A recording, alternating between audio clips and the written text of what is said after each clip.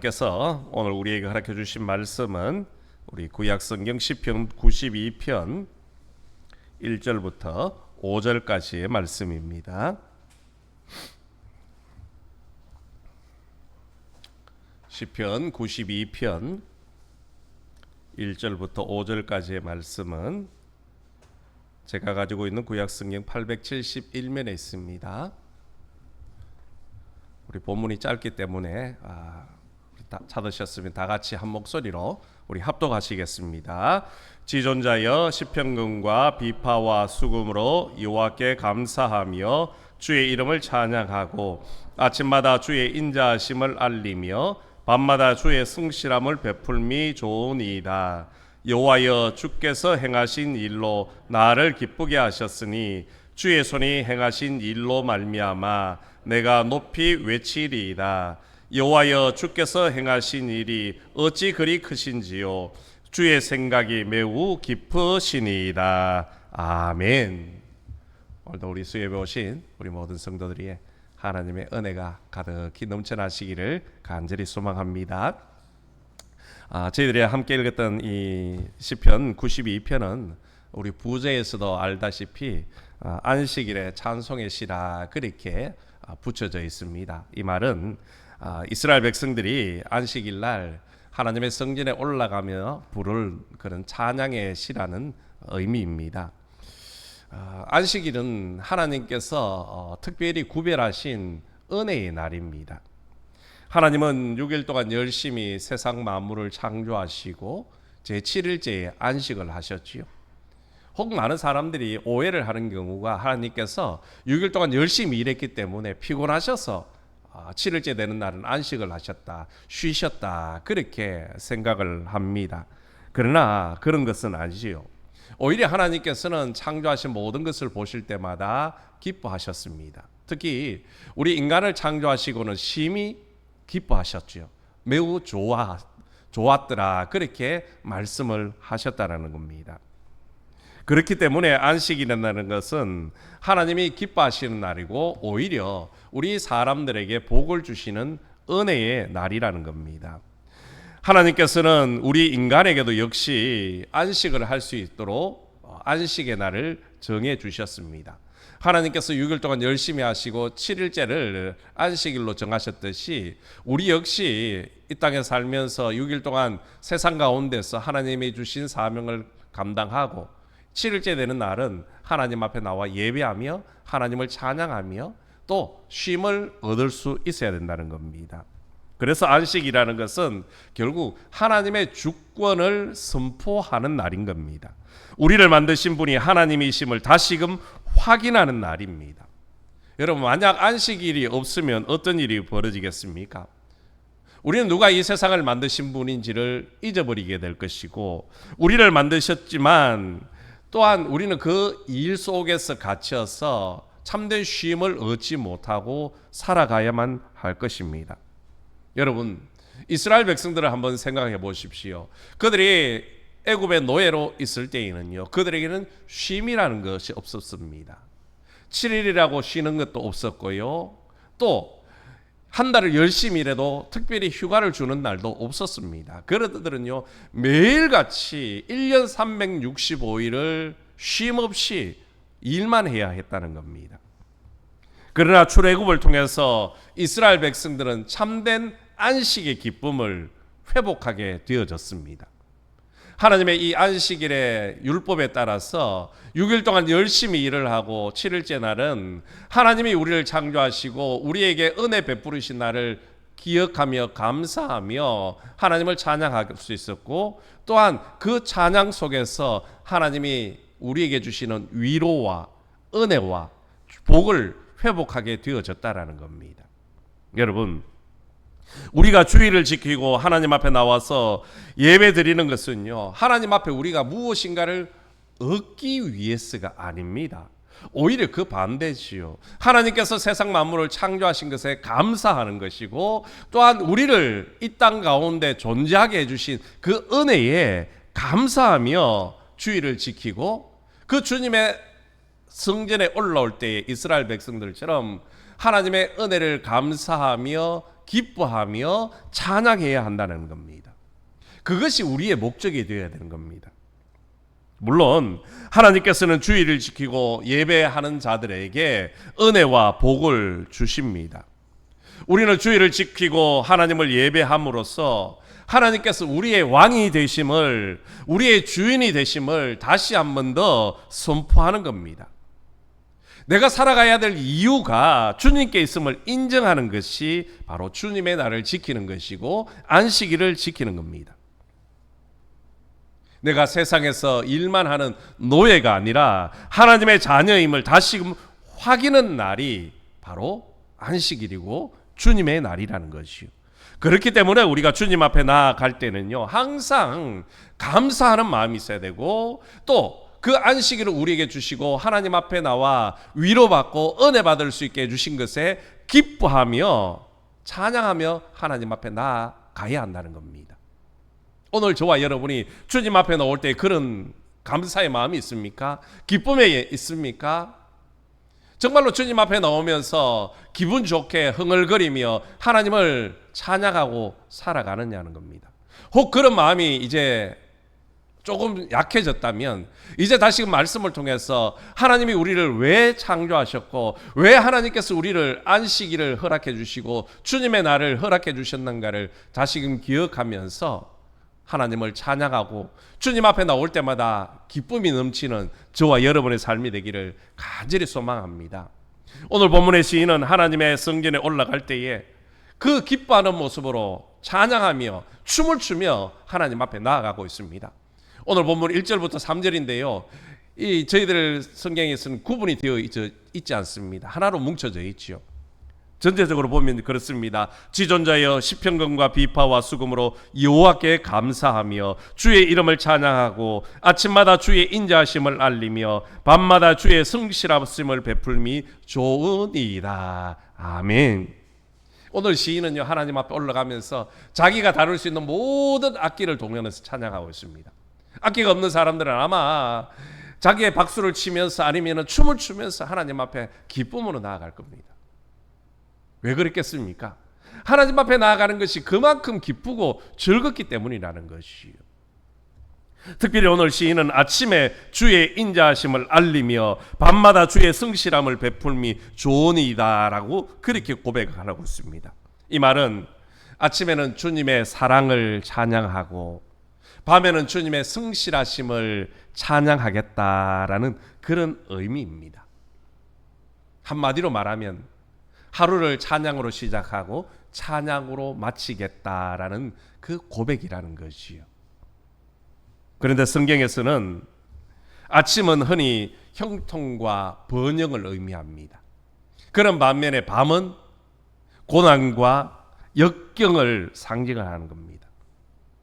이 말은 오늘 시인은 모든 일이 잘 될 때이나 삶에 힘들고 어려운 일이 있을 때나 상관없이 항상 하나님을 찬양하겠다라는 겁니다.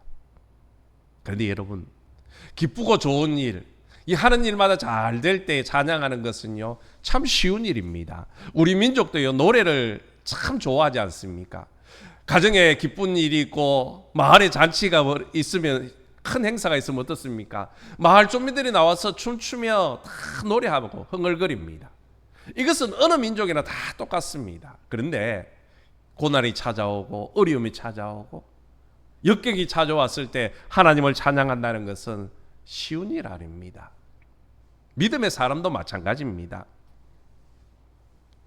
공고한 날 역경의 때에 우리의 신앙은요, 위축되기 쉽습니다. 하는 일이 잘 되다가 갑자기 고난을 찾아오면요, 사람들은 의심이 들기 시작하는 겁니다. 과연 하나님이 나를 사랑하고 계신가? 하나님이 나와 함께 하시는가? 혹시 나를 버리신 것은 아닌가? 그런 의심이 찾아오기 쉽다라는 것이요. 그래, 여러분 걱정하지 마십시오. 하나님은 약속을 신실하게 지키시는 분이십니다. 하나님은 결코 자기 백성을 버리는 일이 없습니다. 한번 택하신 백성을요, 끝까지 책임져 주시고 끝까지 지켜주시는 겁니다. 물론 하나님께서는 택한 백성이라 할지라도 잘못을 할 때는요, 징계를 내리시기는 합니다. 징계는 내리지만 결코 버리지는 않는다는 것이요. 여러분, 여러분의 자녀들이 부모의 속을 썩인다고 버리는 부모 있습니까? 꾸중하고 때릴지언정 버리지는 않습니다. 우리 하나님 역시 마찬가지라는 것이요. 비록 당신의 백성들이 잘못했을 때는 징계하시겠지만 버리지는 않는다는 겁니다. 그러므로 우리는 공고한 때에, 역경의 때에, 어려움이 있다는 그 순간에도 하나님이 나와 함께 하시고 하나님이 나를 지켜주시고 있음을 믿음으로 성실하게 기뻐하며 찬양하는 저와 여러분 되기를 간절히 소망합니다. 오늘 본문의 시인도 사랑이 많으시고 성실하신 하나님을 찬양하는 것이 좋은 일이라, 좋다라고 그렇게 고백을 하고 있지 않습니까? 시인은 하나님을 찬양하는 일이 좋은 일이기 때문에 아침과 밤에 기쁘고 즐거운 때나 힘들고 어려울 때나 늘 하나님 찬양하겠다라는 겁니다. 여러분, 하나님은 성도들의 찬양을 받으시기에 합당하신 분 아니십니까? 우리가 하나님을 찬양해야 되는 이유는 하나님은 우리를 통해서 찬양받기를 원하신다는 겁니다. 하나님을 찬양하라고 우리를 창조하셨다라고 이사야 선지자는 우리에게 말씀을 하고 있습니다. 이사야 42장에 보면요, 이 백성은 내가 나를 위하여 지었으니 나를 찬송하게 하려 함이라. 아멘.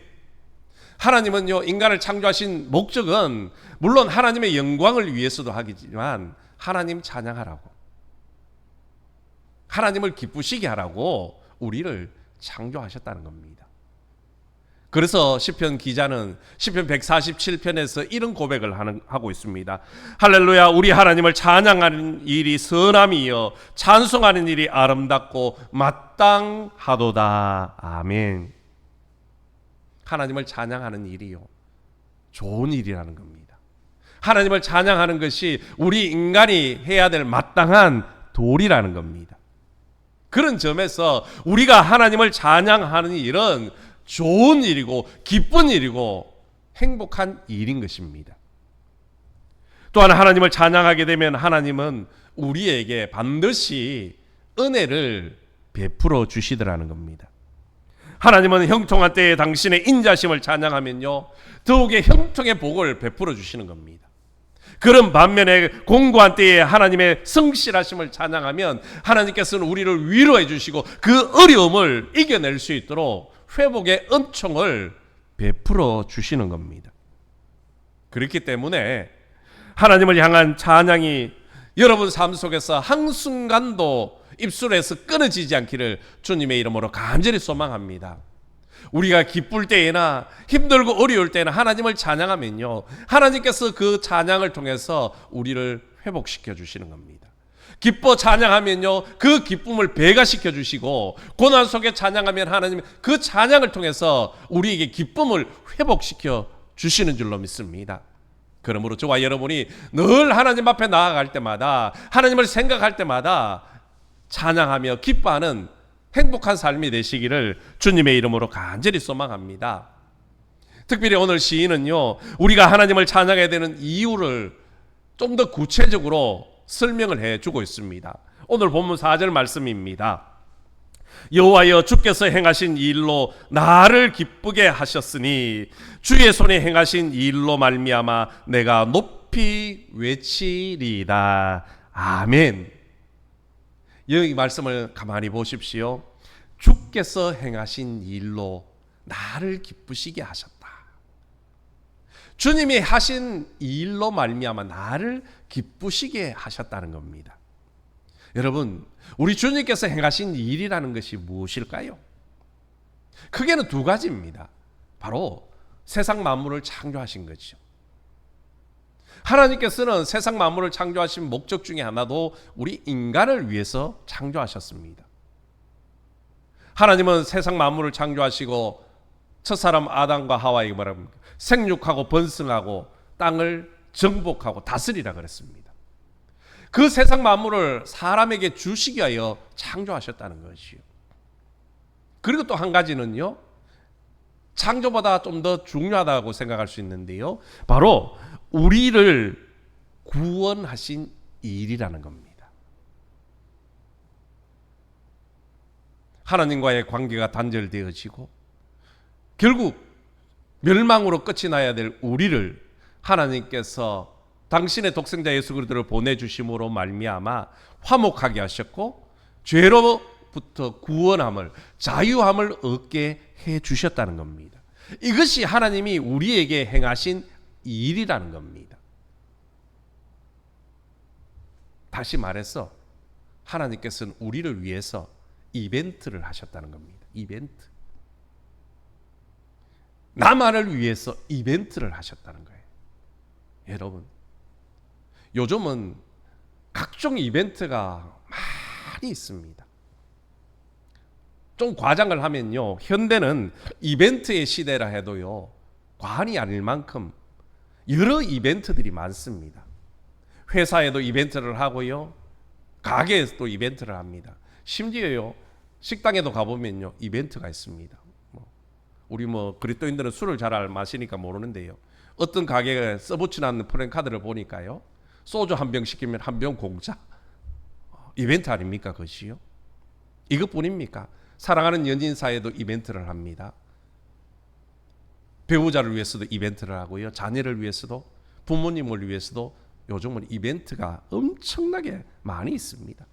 여러분, 이벤트를 하는 이유가 무엇입니까? 그 대상자를 기쁘게 하기 위해서입니다. 그 사람을 감동시키게 하기 위해서 이벤트 하는 겁니다.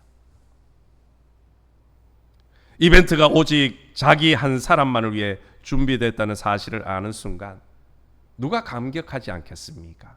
그 이벤트를 통해서 기뻐하고요, 그 사람을 더욱더 사랑하게 되어지는 겁니다. 그런데 오늘 본문에서 시인은 사랑하는 연인도 아니고 고객의 주머니를 열게 하기 위한 회사도 아닌 지존자이신 전능하신 하나님께서 이벤트를 하셨는데요, 그 이벤트의 대상자가 누구입니까? 바로 우리들. 좀 더 구체적으로 말하면 나를 위해서, 나 한 사람을 위해서 이벤트를 하셨다는 겁니다. 어떤 이벤트를요? 세상 만물을 창조해 주셨고 죄로부터 우리를 구원해 주셔서 하나님의 자녀 삼아 주셨다는 겁니다. 여러분, 우리는 이런 엄청난 이벤트를 받은 축복의 자녀들입니다. 여러분, 그런데 우리가 어찌 기뻐하지 않을 수 있겠습니까? 그 하나님을 찬양하지 않을 수 있겠습니까? 오늘 시인은 이것을 누구보다도 잘 알고 있었습니다. 시인이 그렇게 행복해하며 성전에 올라갈 때마다 기쁘 춤을 추며 하나님을 찬양할 수 있던 이유는 바로 이것 때문이었습니다. 하나님이 나를 위해서 일을 행하셨고 하나님이 나를 죄로부터 구원해 주셨던 그 은혜가 있었기 때문에 기뻐하며 찬양하며 나아갈 수 있었다는 겁니다. 여러분, 우리가 안식일에 하나님 앞에 나아가면서 우선적으로 해야 될 일이 무엇입니까? 주님의 날 주님 앞에 나오면서 우선적으로 해야 될 일이 무엇입니까? 하나님의 창조 사역을 묵상하며 먼저 감사하는 겁니다. 세상 만물을 날 위해서 창조하신 그 하나님 은혜에 감사하며 찬양하는 거고요. 그리고 또 한 가지는요, 나를 죄로부터 구원해 주신 그 크신 사랑과 은혜에 감사하며 기뻐하며 찬양해야 하는 겁니다.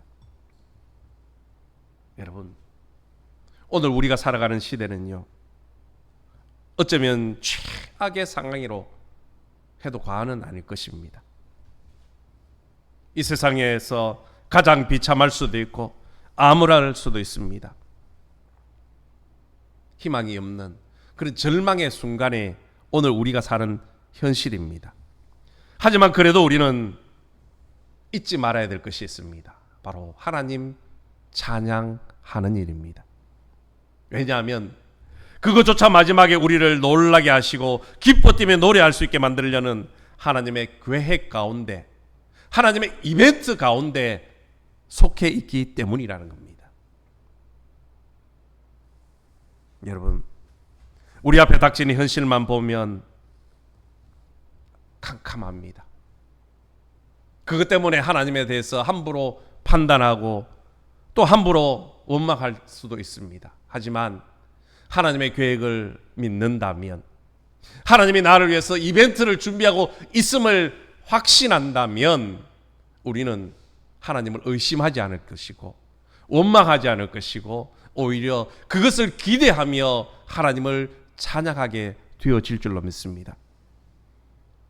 하나님의 준비하신 행사는요, 하나님께서 우리를 위해서 계획하신 이벤트는요, 우리가 생각하는 것보다 더 크고 더 놀랍고 더 위대한 것입니다. 오늘 시인은 5절에서 그렇게 고백하지 않습니까? 여호와여, 주께서 행하시니 어찌 그리 크신지요, 주의 생각이 매우 깊으시니이다. 아멘. 여러분, 왜 시인이 갑자기 하나님의 생각이 크고 높다, 깊다 그렇게 이야기하는 것입니까? 시인도 오늘 우리처럼 똑같은 상황을 경험했기 때문이라는 겁니다. 시인은 그의 삶 가운데서 하나님의 행사로 인해 많은 신앙적인 갈등들을 하였던 것 같습니다. 그리고 그런 갈등은 분명히 현실의 부조리함 때문에 갈등은 찾아왔을 겁니다. 여러분, 성경의 말씀대로라면 어떤 일이 벌어져야 됩니까? 악인은 하나님의 징계를 받아서 다 사라져야 됩니다.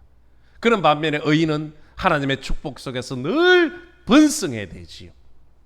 그런데 우리가 살아가는 현실은 어떻습니까? 그렇지 않지 않습니까? 여전히 악을 행하는 사람들이 더 번성하고 더 많이 넘쳐나고 있음을 우리는 보고 있습니다.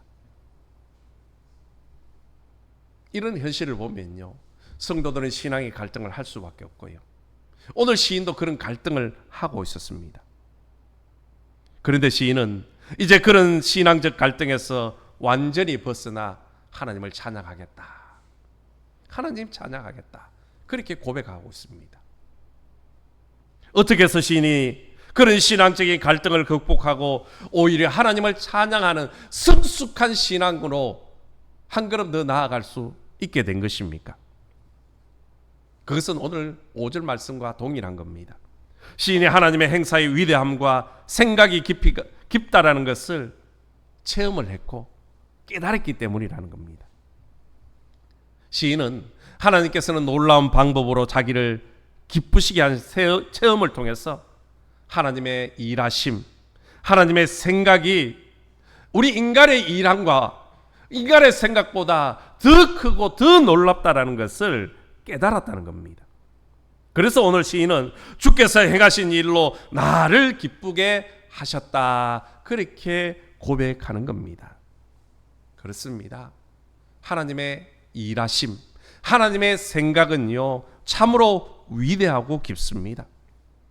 우리가 그 하나님의 생각, 그 하나님의 일하심을 어찌 다 알 수 있고 청량할 수 있겠습니까? 그래서 사도 바울은 로마서 11장 33절에서 이런 고백을 하는 겁니다. 깊도다 하나님의 지혜와 지식의 풍성함이여, 그의 판단은 헤아리지 못할 것이며 그의 길은 찾지 못할 것이로다. 아멘. 하나님의 지혜, 하나님의 지식은요, 우리 인간이 가늠할 수 없다는 겁니다. 하나님의 일하심을 우리 인간이 감히 판단했어도 안 된다는 것이요, 단지 하나님의 깊은 지혜와 하나님의 섭리를 믿고 순종하는 것 외에는 우리가 할 일은 없다라는 겁니다. 민수기 33장에 보면요, 이스라엘 백성들을 출애굽을 하고 이제 어디에 도착했냐면 르비딤이라는 곳에 도착을 합니다. 그런데 르비딤에서 한 가지 사건이 발생합니다. 어떤 사건이냐면 물이 없었습니다. 물이 없었어요. 전능하신 하나님, 세상 만물의 주인이신 하나님이 인도함에도 불구하고 왜 이스라엘 백성들이 물이 없는 그 광야로 인도하신 겁니까? 그런 상황이 발생하자 이스라엘 백성들은요, 하나님을 원망하기 시작합니다. 그리고 자신들을 인도하는 모세를 죽이려고 돌을 들지 않습니까? 여러분, 왜 하나님이 르비딤으로 인도하시는 겁니까? 능력이 없었습니까? 아니지 않습니까? 하나님의 전능하심을, 하나님의 행사가 얼마나 크고 놀라운지를 이스라엘 백성들에게 보여주시기 위함이었다는 겁니다. 르비딤에서 어떤 사건이 발생했지 않습니까? 그 물이 없을 때 하나님은 모세를 통하여 지팡이를 들어 반석을 치라 그럽니다. 반석을 쳤더니 그 반석에서 생수가 쏟아 나왔더라는 겁니다. 여러분, 하나님의 일하심은 우리 인간의 생각을 뛰어넘는 크고 위대하신 분이라는 겁니다. 그러므로 우리가 해야 될 일은요, 그 하나님의 능력을 의지하고 믿고 순종하며 나아가는 겁니다. 연약한 우리가 그 하나님의 지식과 그 하나님의 지혜와 그 하나님의 일하심에 대해서 이러쿵 저러쿵 판단하는 것은 어리석은 짓이고요, 나아가 교만한 일일 뿐이라는 겁니다. 하나님이 우리의 생각과는 다르게 섭리하신다면 거기에는요, 그만한 이유가 다 있더라는 겁니다.